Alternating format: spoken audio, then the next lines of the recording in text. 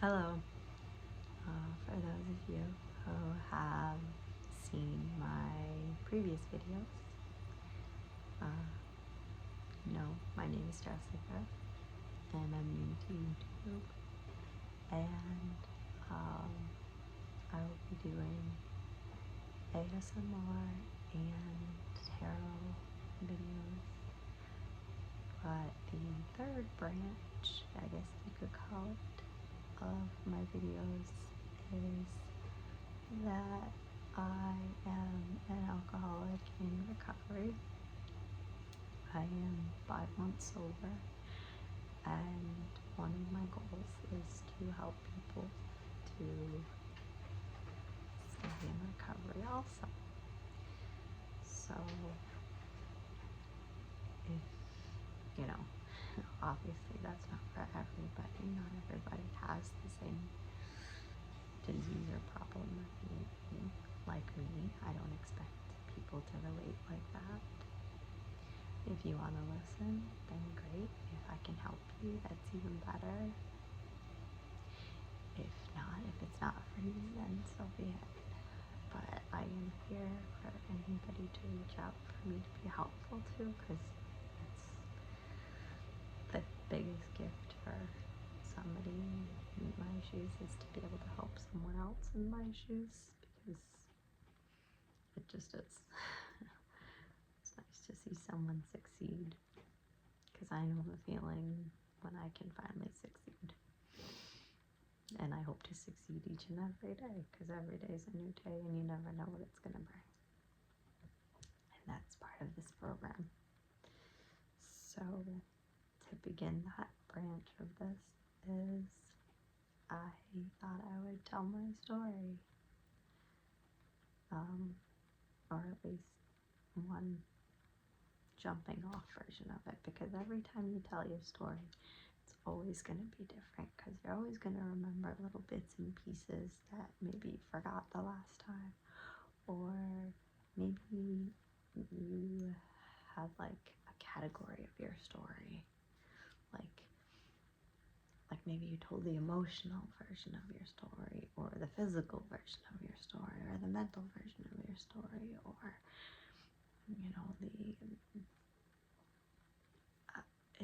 there's all different ways of seeing your story, and there's all different ways of telling your story. So I'll probably tell my story a bunch of times, bunch of different ways of seeing it, and it's all in how people relate to it, and how things that other people can get out of it that's helpful every way, because everybody can hear it a different way and relate to it in a different way in every version that is told. And ultimately, with all the pieces being put together, it's still the same story, but it's just told through different visions, the way that the person is saying it, because the person feels something different every day and feels something different every time that they say it, and every emotion comes out differently every time they say it. So every emotion can be felt differently from the person who's hearing it. So this is my first time saying it on YouTube, and this is my jumping off point up. So this is version 1, you can say, or chapter 1, or no, not really chapter, because it'll be an overview, but it'll still be, synopsis 1. That'll be okay. So I was definitely born with this disease. My family, I was adopted, but my biological family was all alcoholics. Well, addicts and alcoholics. And definitely came through my lineage. But I was also adopted into a family that had addicts and alcoholics in it. So you can say nature versus nurture. I had both. I was brought up that, alcohol was always around, and it was just no big deal because it was just fine. It was part of a party, it was part of a social gathering, it was part of going out to dinner. I was part of, you know, hanging around the house sometimes just with friends or family or anything. It was just always there, and it was okay. So, fast forward as I grew up, it was, you know, the one thing was never drink and drive, which I abided by for a very long time. And that was the one thing that was just always instilled in my head. Never drink and drive. And I didn't until driving started getting in the way of my drinking. So it was like, okay, I can have some and then I'll drive home. I'll be fine. Until I got my first OUI. And then, okay, so I got my license taken away. But my license was taken away. I couldn't drive anyway. So I might as well drink since I can't drive. It's not going to get me into trouble anymore. So I did. So I just continued. And I didn't know it at the time. I didn't know I had a problem. Because alcoholism is a progressive disease. It just keeps growing on you. But you don't see it unless you see it. Other people see it above in you long before you see it yourself. And of course, you don't want to admit it to yourself when you finally do see it, but that's way down the line anyway. So that was one of those things that, whatever, I can't drive, I might as well drink. So I got my license back, and I was like, okay, I'll never drink and drive again. So I didn't for a long time. But I did keep drinking, of course. Social gatherings, everything. I mean, I worked in the restaurant business for 10 years. When you're done working, of course, you sit, you have drinks, you go out, you have drinks. But I was very good about not drinking and driving. And, you know, I didn't get myself in drinking and driving trouble for a very long time. I got a bachelor's degree in psychology. I got through my college. I can't say that I didn't, you know, do well in school, or it wasn't a dropout. I wasn't anything like that. I worked in the psychology field, which I don't want to say I didn't like it, but it just wasn't for me. So, I guess I could say I was a functioning alcoholic because I didn't, this was back when it was still progressing. It didn't affect my work at all and all that stuff, but it still just wasn't for me. I wasn't happy. So I decided to go back to school. And in that unhappiness, I guess this is where it really started to progress. I decided to go back to school to work with animals because animals are my life. And I still do that to this day. So I went back to school to work with animals, and even then,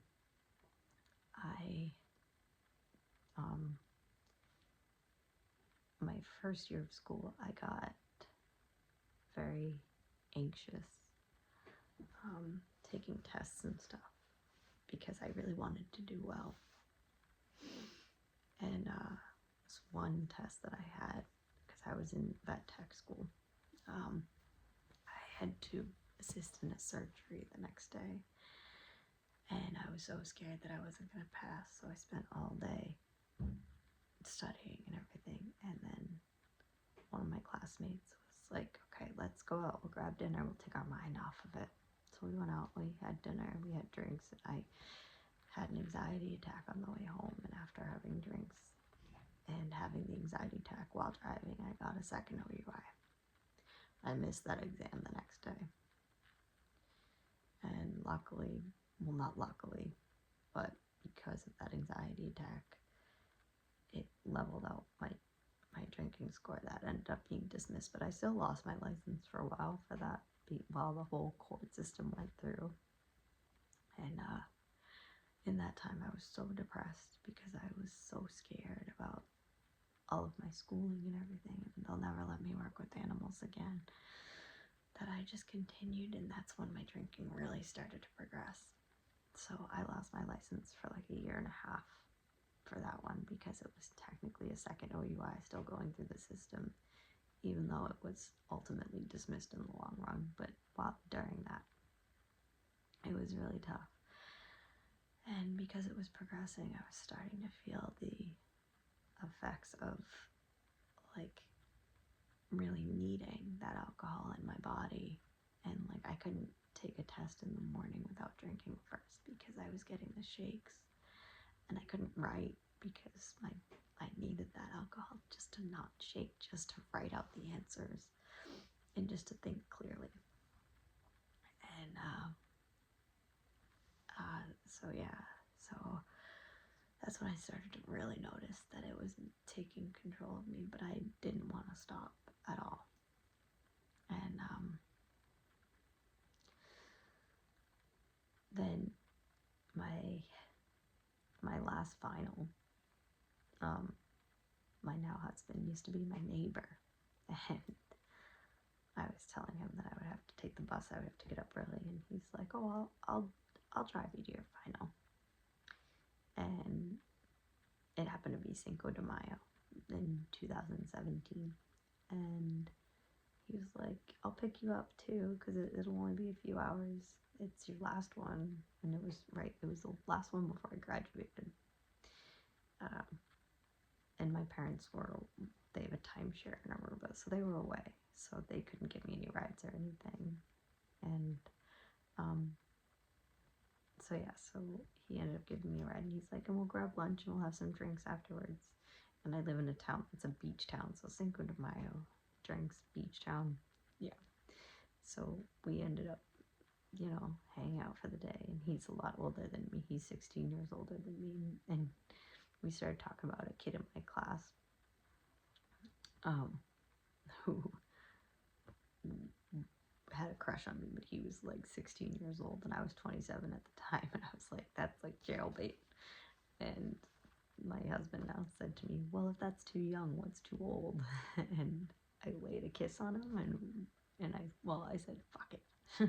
I laid a kiss on him, and we've been together ever since. So it's the one good thing that the alcohol ever brought to me, because I didn't have my license, but that was just a blessing in disguise.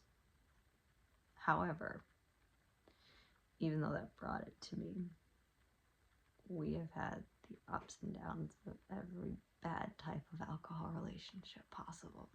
We have fed off of each other in every bad way. So that case got dismissed. I got my license back. I started my own business, which I still have, luckily. In 2021, my husband broke down and finally went to rehab for alcohol. I didn't, because he hit a really bad bottom of being mean to me, and he knew he was, so he knew he had to do something different. And I didn't know who was coming back to me, so I didn't make a change, and I should have, but I lost faith at that time. And he came back, and he was good for a little bit, but I still didn't have faith in him, and I should have at the time, but I didn't, and he fell back into it, and I was still into it. So either way, we were both losing at the time, and over many years we fought alcohol destroyed our relationship we just lived in an alcoholic relationship for a very long time, and I wish I could get all those years back with him, because we could have had the best relationship for years. Because finally we both got sober at the same time, and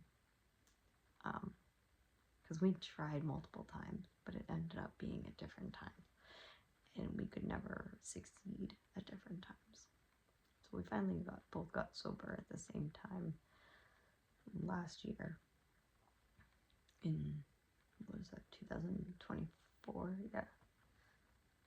Yeah, that was the time we both got sober at the same time for an extended time. So he made it to like 50 days. That was his thing. He would make it to like 50 days and then he would fall off. And I kept going longer, and but I eventually fell off because he fell off. But we were doing it the wrong way. We thought we could just do it ourselves and not have help and just seclude ourselves, and that was it. And the problem with that is if one of us fell off, we would just tank together and not even fall off, just like it always started with, unfortunately it was always him being like, oh, I can just have one nip just to relax. It doesn't work that way, unfortunately. Yeah, the disease, it's always gonna keep asking for more. And he learned that the hard way, and so did I. Because once he fell back into it for a while, I thought, okay, well, I'm stronger. I can just have a glass of wine or one drink and I'll be okay. Or I can just have it, I can go away for a weekend and then I'll come home and it'll be fine. And it didn't work out that way. So the end of this past summer, I lost my dog. And I also lost my sobriety very, very strongly. I went into a deep hole. And I ironically was going to look at a different, this is about 2 months after I lost my dog. I went to go look at another dog to adopt. And after I looked at the dog, I called my husband because he would have to meet the dog in order for me to adopt her. And he was like, I saw the pictures, I really don't want it. And it made me really sad, and I made the bad decision of drinking and then attempting to drive to another shelter, and it just wasn't, it was very bad decisions, and I got another OUI. And by the grace of God, in all of my bad decisions, I didn't hurt anyone and I didn't hurt myself. That is the one thing I am most thankful for, is that nobody ever got hurt. But I knew I had to make a change for myself and for everybody around me, because I was emotionally and mentally hurting my whole relationship, everybody, my family. I barely have friends anymore. Actually, I didn't really. I had Rachel, my best friend. She's the only one who stuck by me.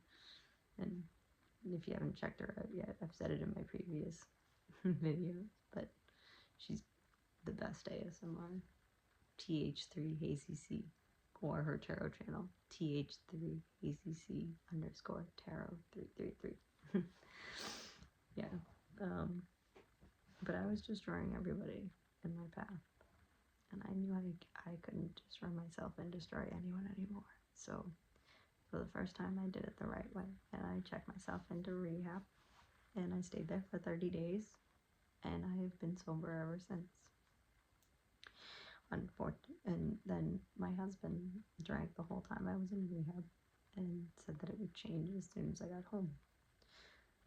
Now, he has a heart condition. He only has 20% of his heart that functions. So alcohol literally kills him every time he drinks it. And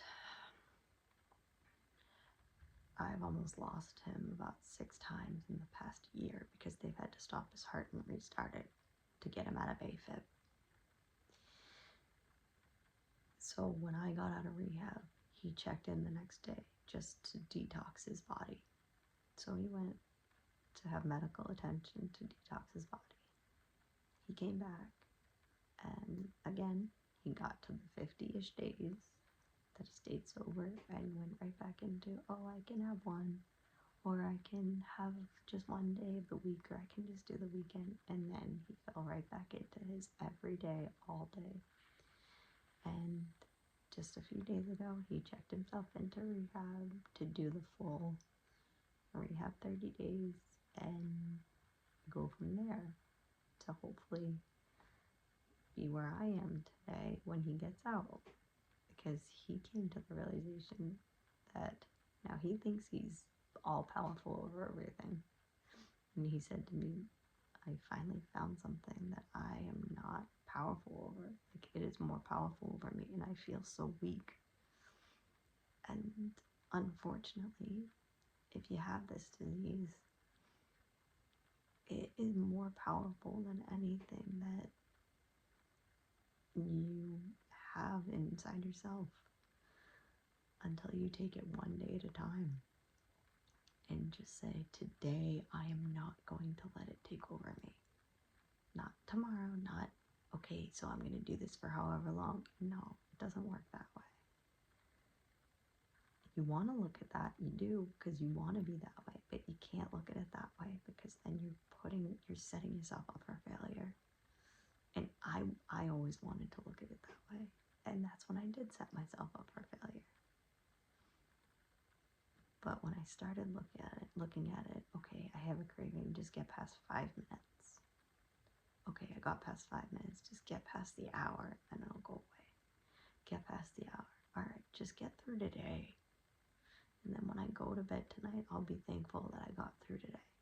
When I wake up tomorrow morning and I don't feel terrible and I feel good about myself and I feel alive for the day, I will be thankful that I didn't give in.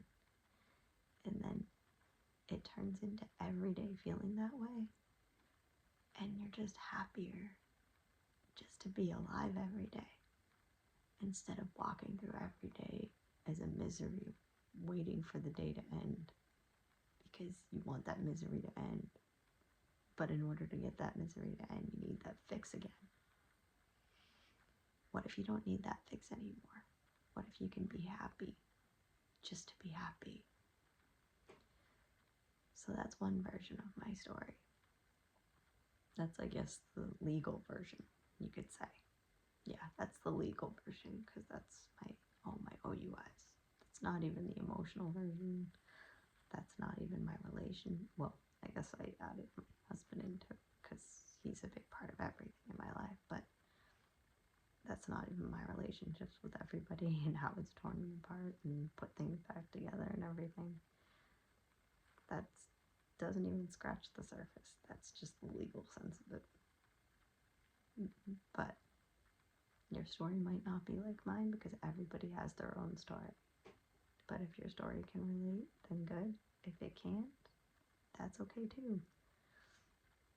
But I just want to help. If I can, great. If not, maybe you can find someone who can. But I'm always here. If you need it, if you want it, sometimes you just need someone to be on the other end of the line. We're all one big community in the end. Because sometimes you just feel alone. But realistically, you're really not alone. There's more of us out here than you think. And that's the number one thing you have to think of. Because when you isolate and you think that you're alone, that's when the demon can try to take over because they want to be your company, but they don't want to be good company to you. They're out to get you when you're out to find yourself and save yourself. That's when they want to bring you down most. So that's my first version of my story. I hope it helps, and I hope to see you again.